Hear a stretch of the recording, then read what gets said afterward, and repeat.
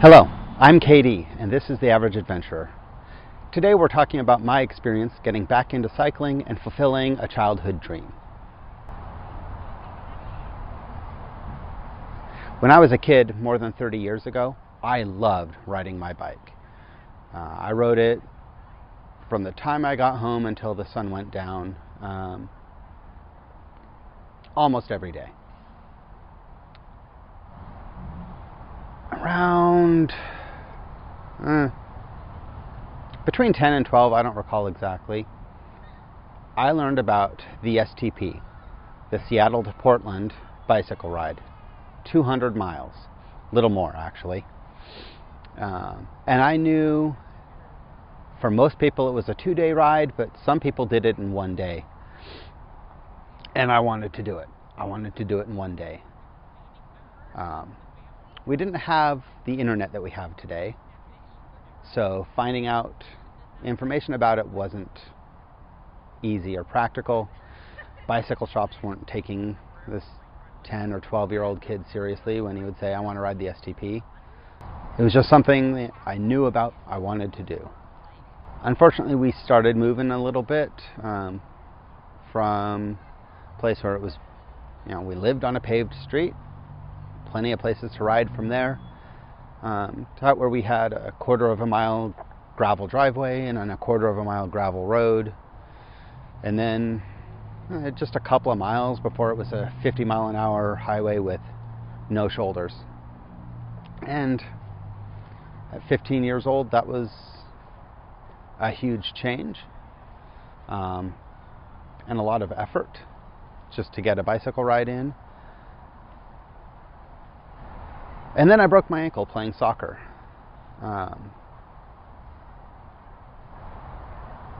And then I grew up and had responsibilities, and cycling fell by the wayside. Other hobbies, work, chores, all the stuff you don't really have to worry about as a kid. So I fell out of cycling. After a while, though, I'd gotten into motorcycles, but I was living in one town, working in another, and if I didn't get out of work by 2:30 in the afternoon and start heading home, it was 20 miles in the HOV lane, or 20 miles in the HOV lane and 2.5 hours. So I started looking around for less expensive and healthier things to do than going out to eat after work every day. I got into rock climbing, so I started getting more active, more fit, got back into hiking, got into kayaking, would try getting into cycling every now and then, but the difference between where I had been and where I was now was disheartening. So I would just set it aside, try to get more fit, do other stuff that was less frustrating. And then finally I moved to downtown Issaquah, where it was a flat ride over to a rail trail and a flat rail trail most of the way to the next town, and a flat rail trail from there through a couple more towns. And I started to ride a little bit more, and I got in on a group ride, and that was a lot of fun. So I started seeking out more group rides, and just riding more and more myself, and remembering how much just riding, how much fun just riding is. And so I started increasing my mileage, and in November of last year, I did my first recorded 100-kilometer ride, so a metric century, 64 miles. 61 miles. And that was huge. That was a lot of extra confidence. I was on a upright hybrid bike, so heavy pushing lots of wind out of the way. But it was fun. So I got to thinking, maybe I'm back.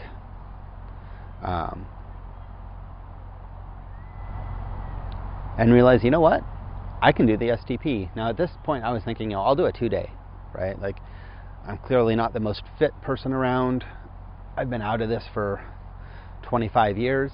We'll make it a 2-day. So January came around, registration opened up, and I signed up within hours of registration opening up, and created a training plan for doing my first 100-mile ride, and gave myself 2.5 months to go from 60-mile attempt to 100-miler. And so that meant making sacrifices, not doing a whole lot of hiking, because I had to let myself recover from my training rides.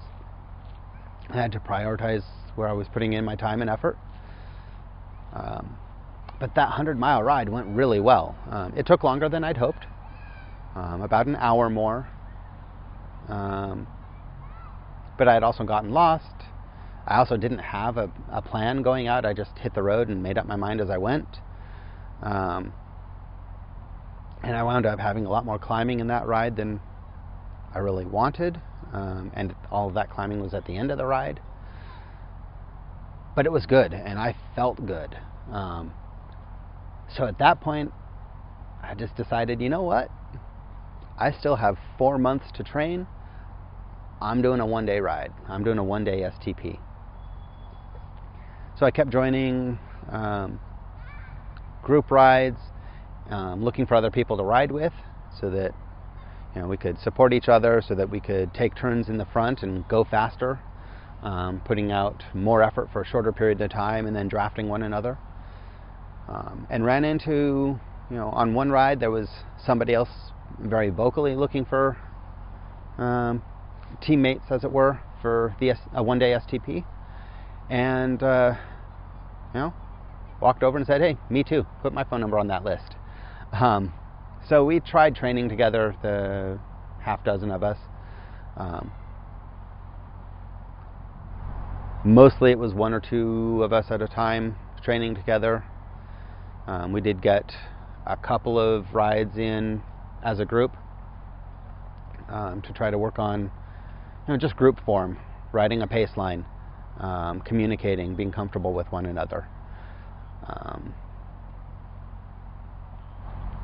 And then came the day of the ride, and got off to a little bit of a slow start. 5 o'clock in the morning, we rolled out at 5:04, I think. And it was nice and cool, and it was downhill for most of the start, and we had a tailwind, so we were rolling fast. Our plan was to try to average just under 18 miles per hour, and we were rolling at like 24 miles an hour for a lot of this first part of the stint.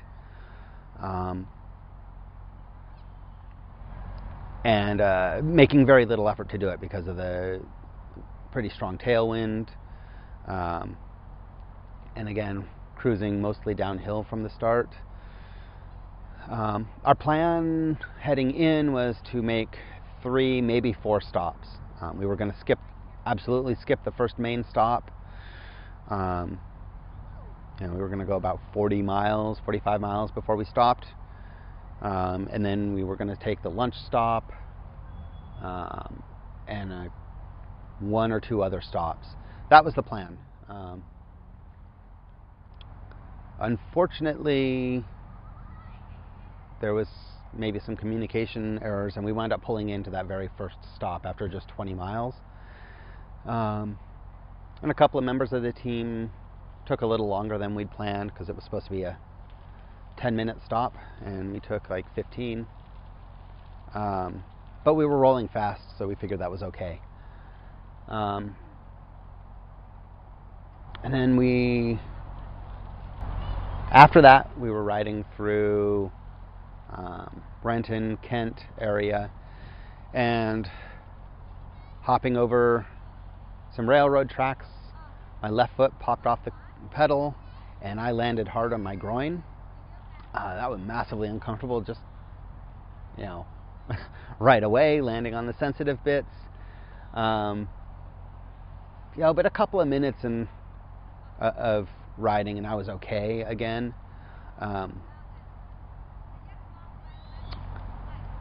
And then going over another bump, a couple of my water bottles popped off the bike. So I had to stop, turn around, go get them. And they almost immediately popped right back out, so I had to stop, bend the water bottle cages so that they'd hold on tighter, get going again. And so I'd cost the team another couple of minutes at least. But, got going again. And it wasn't until the first stoplight that I realized that I had landed on my IT band and that it was inflamed.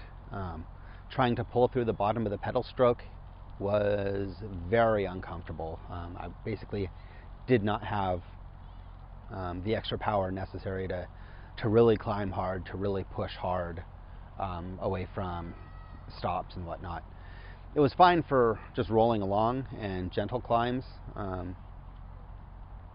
So that's what I did. I just kept rolling, took my turns at the front. We were still maintaining, over 20 mile an hour pace. But a couple of guys who were newer to this kind of distance, not that I'm super experienced myself, but they also did not have power meters, so they didn't know how hard they were working. What they knew was how fast they were going. And that was starting to get to them. I could only reassure so much, saying, hey guys, we're making half the power we usually have to make to do this speed, so we're fine. We can keep going. They weren't down with it, and that's, everybody's got to pace themselves, so that's okay. And we were going fast, so the other couple of guys in our group were pulling strong, and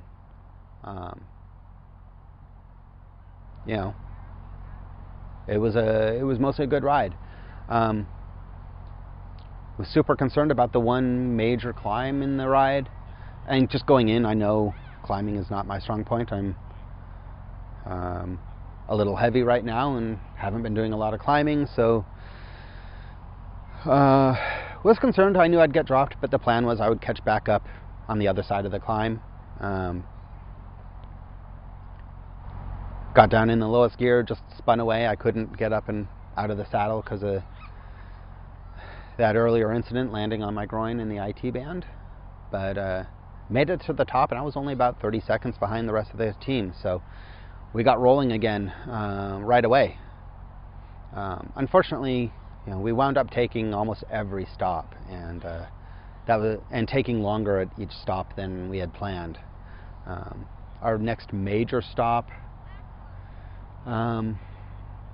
we missed the entrance, had to circle around the backside to get in, and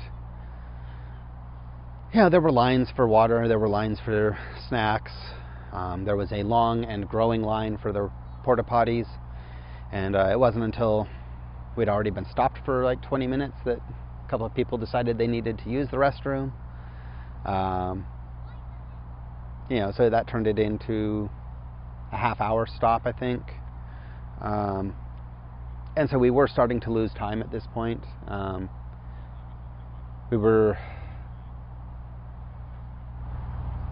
One of us had made a detailed plan of how long it would take to get to each stop, and we were ahead of that plan, except that he wasn't tracking our stopped time. He was only tracking our rolling time.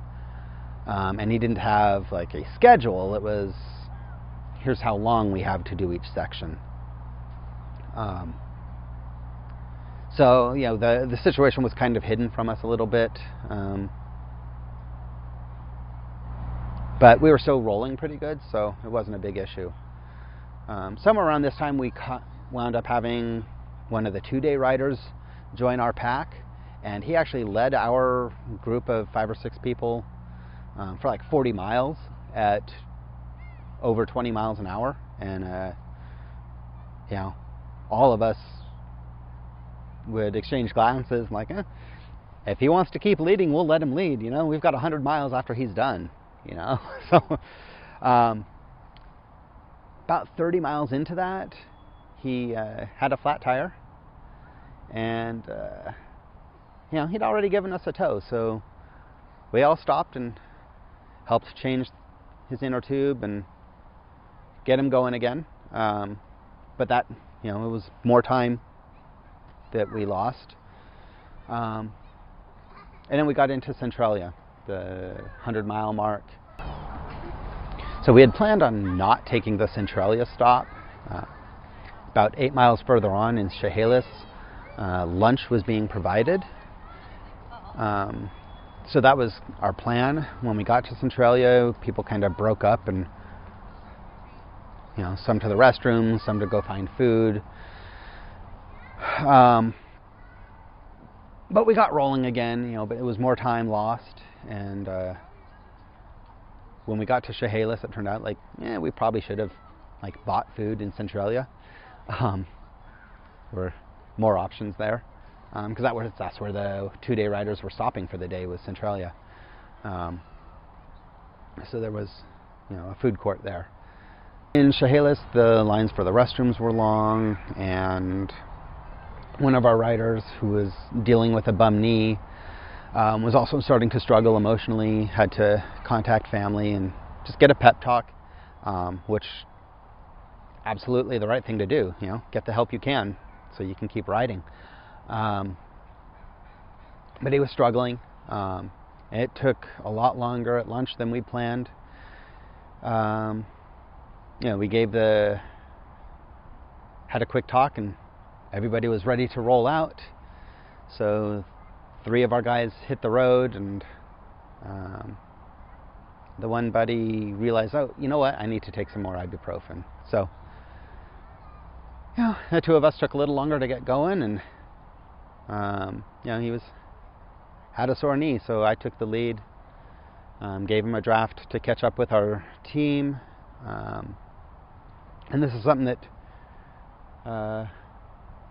was a theme for me. Whenever anybody would start struggling and fall off the back, I would drop back and give them a draft, give them a tow back to the team, and then I would take my turns in the front.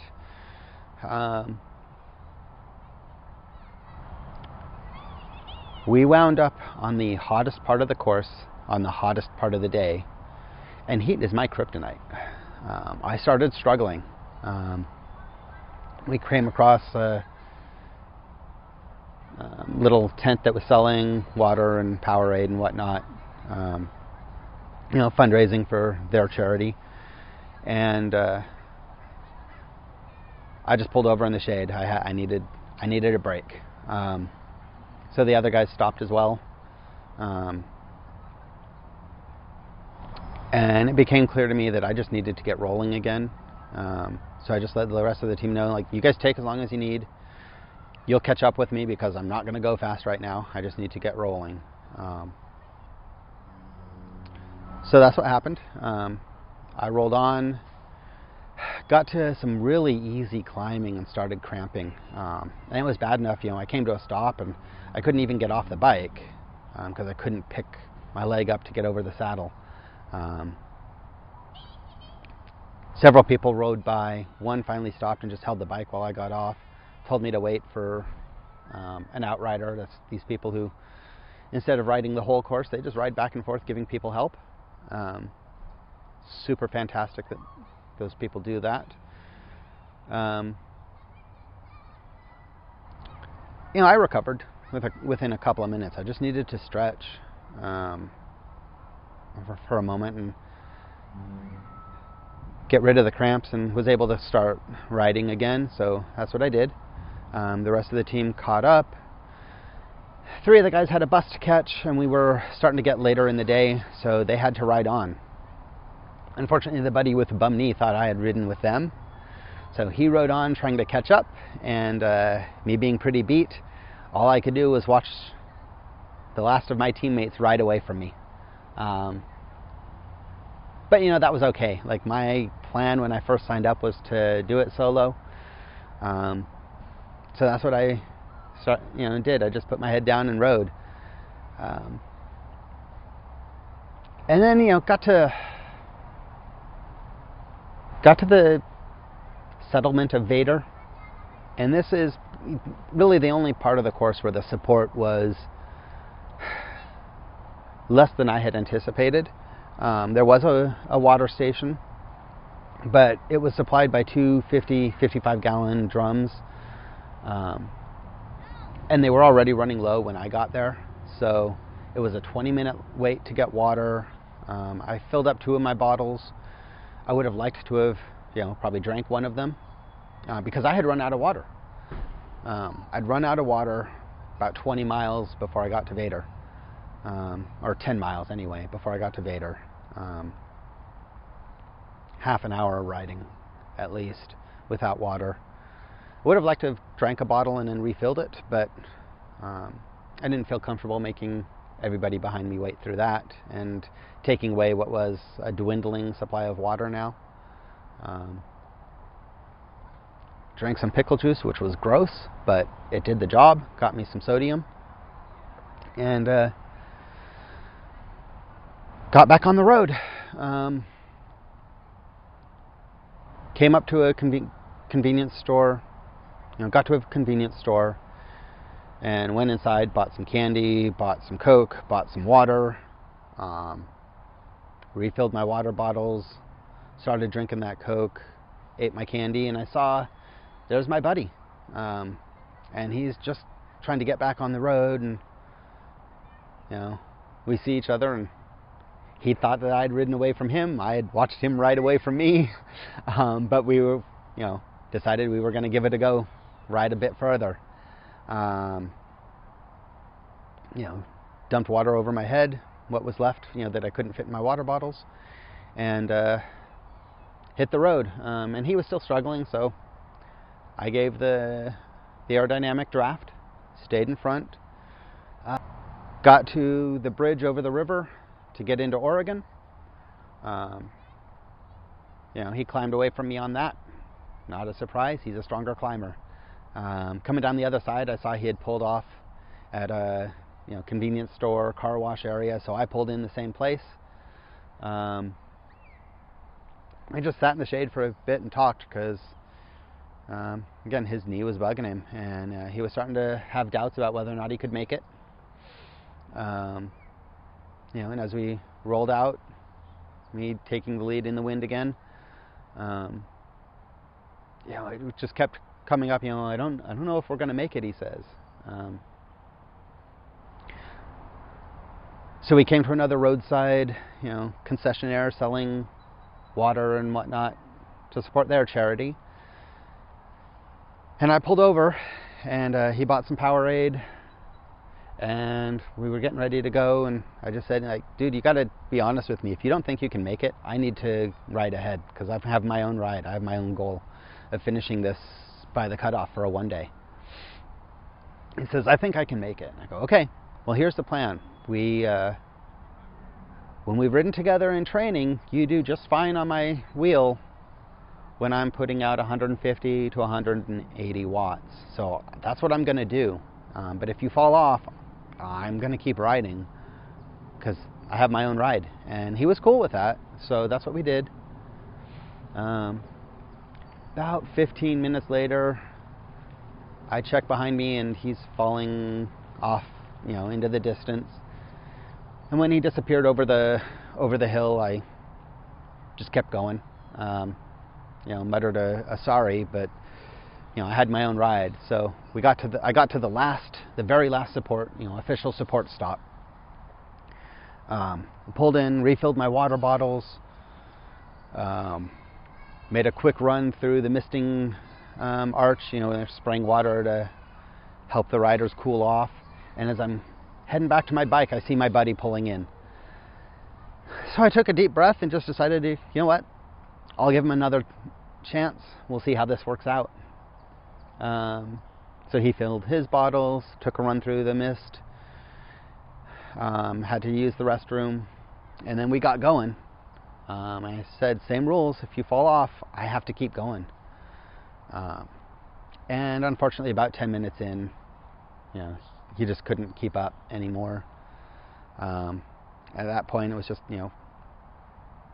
another muttered sorry under my breath. And as he disappeared again over the hill behind me, I turned up the power, 200-ish watts, and rode into Portland. I did pass one group of people on the flats, and on the rise they started, rolling past me, and the guy at the back said, "Jump on my wheel, let's be a team." And that was great for a while, but they did, ride away from me because it was a lot of consistent climbing for a little bit. Not steep, but enough that I was having trouble keeping up. And so they rode away. I kind of caught back up at one point. And then we got to my least favorite part of the whole ride. I mean, I was in a dark place earlier in the heat, riding by myself, out of water. But climbing up to the St. John's Bridge to get into Portland, that was a steep but short climb, and when I got to the top of the bridge, I was beat. I didn't think I had it in me to finish, certainly not in the 20 minutes I had left before the finish line closed for the evening. I thought I was done. I kept going. I rolled off the other side of the bridge and almost immediately started feeling a bit better, rolling, as quickly as I felt I could, kind of pulling up with other people who clearly were giving up. They were slowing down, so I'd ride around them and kept looking at my speed and distance and what time it was and seeing like I'm so close, like I'm going to be there 1 or 2 minutes late. And finally just decided, no, I am not going to be there late. I got out of the saddle, pushed myself to accelerate, and about 2 miles out I started sprinting at 25 miles an hour. Mind you, I'd already ridden 202 miles, and I just put everything I had into it. I decided, if I pass out when I cross the line, I pass out when I cross the line. But I'm going to do this. And so I'm blazing through Portland at, 25 miles an hour, which for a strong cyclist is not blazing. For somebody who only got back into riding 10 months earlier, that's pretty good. And had to stop a couple of times for stoplights, and I could see the finish line finally. And it's still a couple of blocks away, and I look down and the clock ticks over 8:59. Finish line closes at 9 p.m. And so I just went for it. Everything I had. I crossed the finish line, and not 30 seconds later, the clock ticks 9 p.m. I made it. I slumped over the handlebars of the bike and just sobbed. I had given up on that dream 30 years earlier, and I did a one-day ride in, just under 16 hours. I crossed the finish line with seconds to spare. I did everything I could to help everyone else I was riding with accomplish their goals as well. A couple of strangers there at the finish line.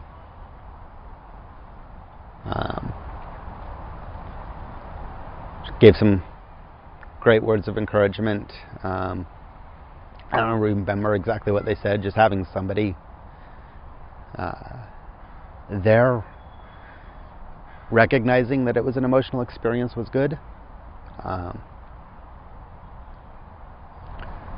One of the organizer types came over to check on me as I was still slumped over the handlebars, and then directed me over to the tent to get my one-day patch and t-shirt.